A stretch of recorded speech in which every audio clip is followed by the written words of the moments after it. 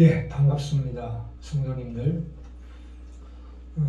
우리 인간은 자신에 대한 사랑, 그러니까 우리 속에서 우러나는 그 애정 본능은 배우지 않아도 자연적으로 우러나는 것입니다.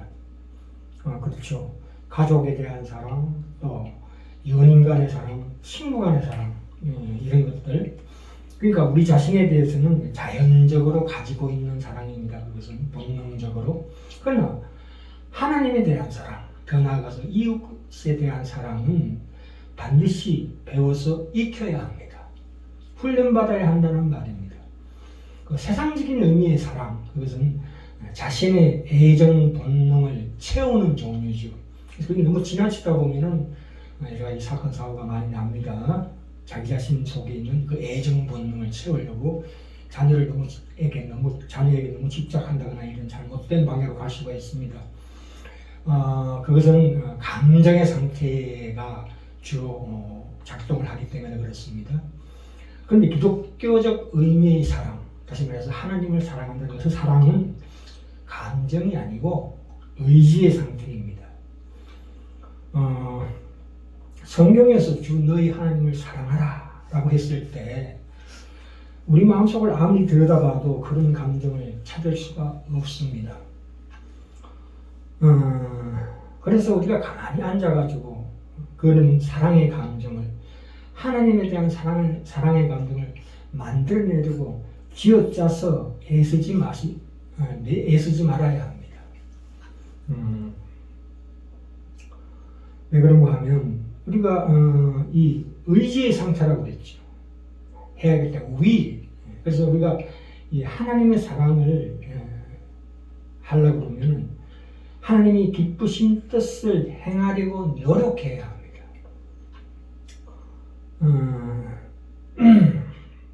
그랬을 때에 하나님께서 그 사랑의 감정을 주십니다. 우리 감정은 있다가도 없어지고 질 수도 있지만 하나님께 우리 주신 사랑은 그렇지 않습니다.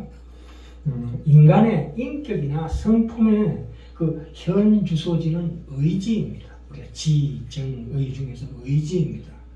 굳이 순위를 만들자면은 의지가 먼저고 그 다음에 지성, 이성이고 마지막이 감정입니다.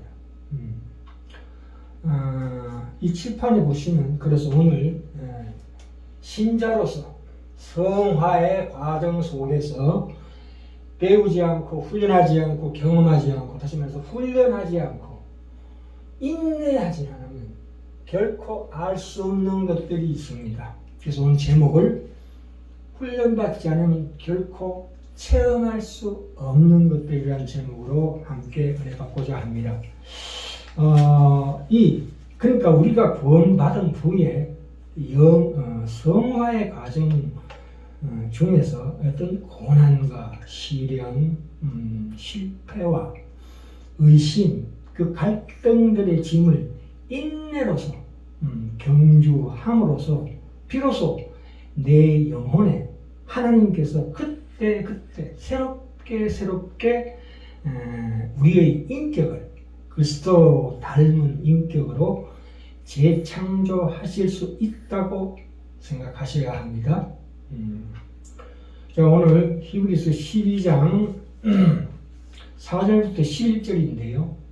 여기에서 징계, 주께서 그 사랑하신 자를 징계하시고 그 받으시는 아들마다 채찍질 하심이니라 줄에 그렇게 나오죠. 여기서 징계라는 말이 7번 나옵니다. 12장 4절부터 11절 사이에 7번이나 나오는데요. 그것은 신약의 어떤 서신서들 모두에서 일관되게 주장하는 단어입니다. 이 훈련이라는 말은, 이 징계가 바로 훈련입니다. 훈련이라는 말인데, 이 훈련이라는 말은 하나님이 우리 주신 그 기질, 자기 능력 안에서 시행되는 모든 하나님의 활동을 말하는 것입니다.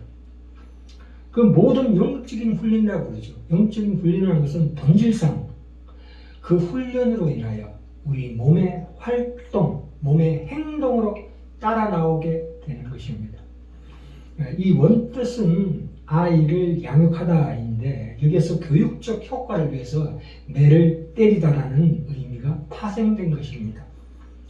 헬라 말로 파이데이아라고 합니다. 그 고난과 시련에 대해서 인격의 내면에 인간의 속에 인격의 내면에 있는 부패성과 약점들을 깨닫게 되는 것이죠.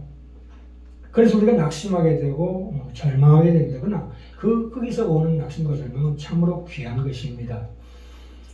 신명기 28장에 보시면 하나님께서 이스라엘 민족들에게 축복과 저주의 말씀을 하시고 하나님께서 그렇게 권면하시고 난 다음에 그 고난과 시련으로 이스라엘을 깊이 공격하는 일이 있습니다. 그러니까 징계를 주시는 경우가 있죠. 그런데 하나님께서 다른 민족에게는 절대로 그런 걸 주시지 않고 오직 이스라엘 민족에게만 하신 이유는 우리 히브리서 12장에 나와 있다시피 자식을 만들기 위해서, 자기 자식을 만들기 위해서이다라는 것입니다. 최근에 우리 대한민국에서 신자들에게 큰 경계를 주는 달만한 사건이 있었는데요. 참으로 그 전무후무한 사건입니다. 그 짧은 그 공간에 비스듬히 붙어가지고 켜켜이 쌓인다는 것은 참으로 있을 수 없는 사건인데요. 우리 신자들에게 큰 경계가 됩니다. 말라기 1장 2절에서 3절 사이에 보시면 내가 야곱을 사랑하였고 에스는 미워하였으며 하나님이 에스를 미워하셨다는 것은 사실은 실제 역사 속에서는 우리가 예상하는 방식과는 전혀 다르게 나타났습니다. 세상에서의 삶은 사실은 일반적인 의미에서 야곱보다 에스가 훨씬 더 복된 삶이었습니다. 반대로 야곱은 참으로 불복, 남에게 불복하게 되고 어떤 두려움이 오기도 하고 사별, 그런 것들을 많이 겪었지만 에서가 결코 갖지 못한 것을 야곱은 갖고 있었습니다. 그것은 무엇입니까? 하나님께서 주신 특별한 기질. 결국 이스라엘의 그 전통, 그 소명, 축복을 전달하는 사람이 되었죠. 또한 우리 주님의 위대한 조상이 되었습니다.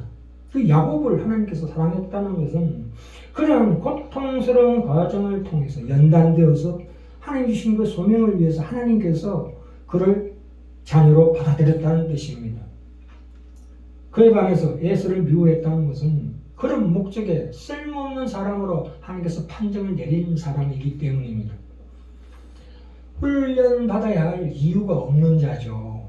자식이 아니기 때문에. 물론 에서의 끝이 어땠는지, 구원을 받았는지 그것이 성경에 자세하게 언급이 안 되어 있으니까 우리는 모릅니다. 자, 예수 믿는 성도들이 믿음을 가지고 하나님의 자녀가 되었을 때 그 기대가 성경이 약속하는 것과 상당히 다른 경우가 많습니다. 쉽게 얘기하자면 우리가 신앙이라는 이름으로 하나님께서 우리를 세상적으로 형통케 해주시리라 기대하고 있는 반면에 성경은 그런 특혜가 없다고 말하고 있습니다. 우리 손에 하나님이 뭔가 세상적인 지위를 주고 환경과 조건을 개선해 주기를 기대하는데 그것은 참으로 잘못된 신앙의 오해입니다. 고린도전서 15장 부활장에 가시면 57절 58절에 이렇게 나옵니다. 우리 주 예수 그리스도로 말미암아 우리에게 이김을 주시는 하나님께 감사하노니 58절에 그러므로 내 사랑하는 형제들아 견고하여 흔들리지 말며 항상 주의 일에 더욱 힘쓰는 자들이 되라. 이는 너희의 수고가 주 안에서 헛되지 않은 줄을 알미니라 이렇게 말씀하고 있습니다. 우리가 이 구원을 얻는 문제, 그러니까 영혼의 부활, 그 시작이죠. 로마서 8장 30절에 미리 정하신 것들을 도두시고 부신 것들을 의롭게 하시고 어렵게 하신 것들을 영화롭게 하셨느니라. 그러니까 칭의, 그 영혼의 부활, 우리 모두가 그 영혼의 부활을 받았죠. 그것은 하나님의 전적인 은혜입니다. 또한 나중에 천국에 들어갈 때 우리 영혼만이 아니라 우리 육신마저도 변화된다고 나옵니다. 그것이 바로 영화입니다. 그러니까 그 구원의 시작과 끝, 칭의와 영화는 하나님의 전적인 은혜입니다. 하나님의 전적인 은혜여 베푸시는 권능입니다. 그러나 그 시작과 끝은 그러한데 왜 그 우리 인생 과정 속에서 나타나는 그 성화의 과정은 불신자들과 다른 그런 식의 특혜가 왜 없느냐 하는 것이 우리의 큰 의문입니다. 왜? 구원의 그 과정 속에 있는 인생살이 속에는 어떤 방법을 또 그런 것을 특별한 특혜를 주시지 않느냐는 것입니다. 그 대답이 고린도전서 15장 58절에 나와 있죠. 그러므로 내 사랑하는 형제들아 경고하여 흔들지 말며 항상 주일에도 힘쓰는 자들이 되라. 그래서 여기서 이 구원의 과정, 두렵고 떨림으로 너희 구원을 이루라는 그 구원의 과정, 그 성화의 단계에서는 우리에게 책임을 묻고 계십니다. 왜 사는 동안은 우리 보고 흔들리지 말고 힘써서 그 삶을 지키라고 하느냐 말입니다. 고린도후서 4장에 나오지요. 10절 이하에 우리가 항상 예수 죽인 것을 짊어짐은, 우리 짊어져야 할 짐이죠. 짊어짐은 예수의 생명도 우리 몸에 나타나게 하려 함이라. 우리 산 자가 항상 예수를 위하여 죽음에 넘기움은 예수의 생명이 또한 우리 죽을 육체에 나타나게 하려 함이니라. 이렇게 말씀하고 있습니다. 우리가 예수를 믿어서 하나님의 자녀가 된 신자의 본질을 논하고 있습니다. 그 본질을 논할 때 우리 속에는 이중적인 존재다. 그렇게 말씀하고 있습니다.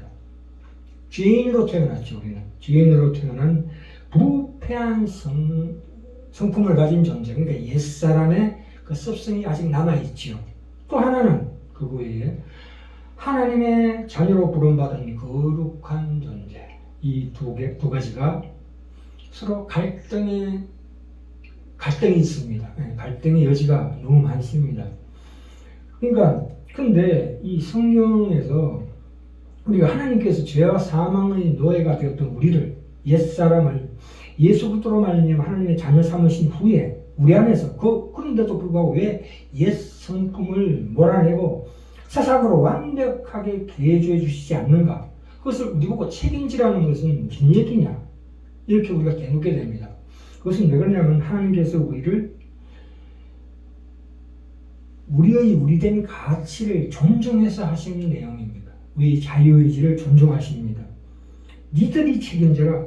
왜 하나님께서 옛 성품 죄를 짓는 모든 뿌리를 뽑아내지 않으시느냐? 그것은 네가 해라 이겁니다. 우리 기계가 아니기 때문입니다. 우리가 처음에 하나님께서 인간을 만드실 때 하나님의 형상을 따라 인간을 만드십니다. 물론 우리는 그 형상이라는 게 다 알 수는 없고 나중에 천국 가야 알 수 있겠습니다만 특별히 그것이 인격입니다. 그게 영성이죠. 자신의 일을 자신이 선택하는 권리를 우리에게 주셨습니다. 그래서 우리 성화의 과정에서 반드시 이해해야 합니다. 우리가 선악과를 따먹어서 상당히 곤란한 지경에 떨어지더라도 그런 일이 생길지라도 그보다 더 우선하는 것이 하나님께서 우리에게 주신 우리의 우리된 가치라는 거지요. 내가 진실로 하나님 앞에 항복해서 순종하기를 하나님 원하십니다. 그 선택권을 절대 하나님께서 빼앗지 않으십니다. 지금도 마찬가지로 하나님의 자녀로 거듭나는 일은 하나님 홀로 하시는 일이지만 자녀로서 얼마만의 수준과 경지로 가는 것은 또한 어떻게 하나님 앞에 항복하는가는 우리가 선택해야 되는 책임으로 주어져 있다는 것입니다.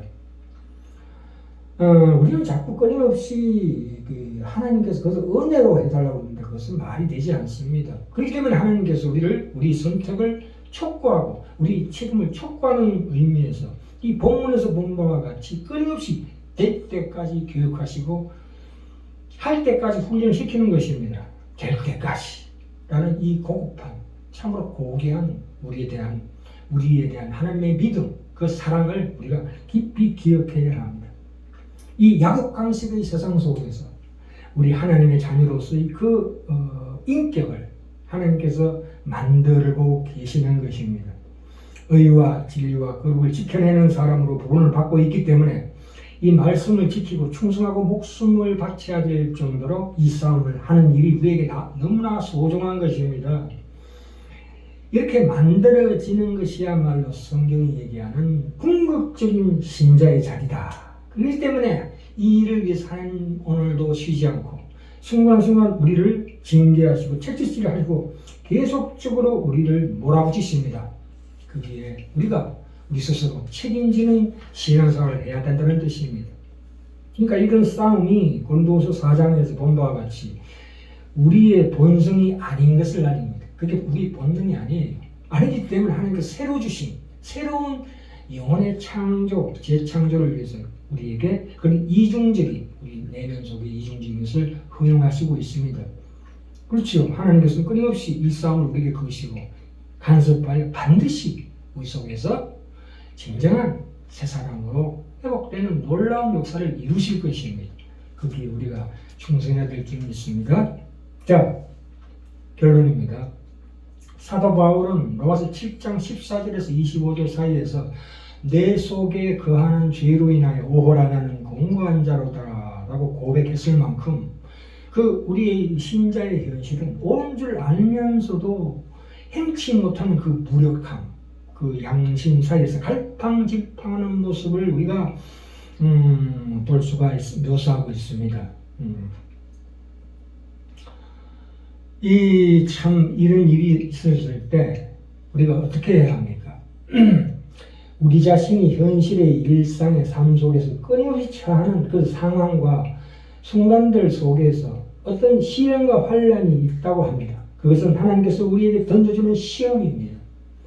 로마서 5장 1절부터 5절에 나오지요. 성령으로 말미암는 소망에 대해서 거기는 분명히 환란이 있고 인내가 있고 연단으로 훈련받아야 한다고 정언하고 있습니다. 야고보서 1장 2절부터 4절에서도 너희가 여러 가지 시험을 만나거든 온전히 기쁘게 여기라. 이는 너의 믿음이 시련이 인내를 만들어내는 줄 너희가 깨닫고 알니라.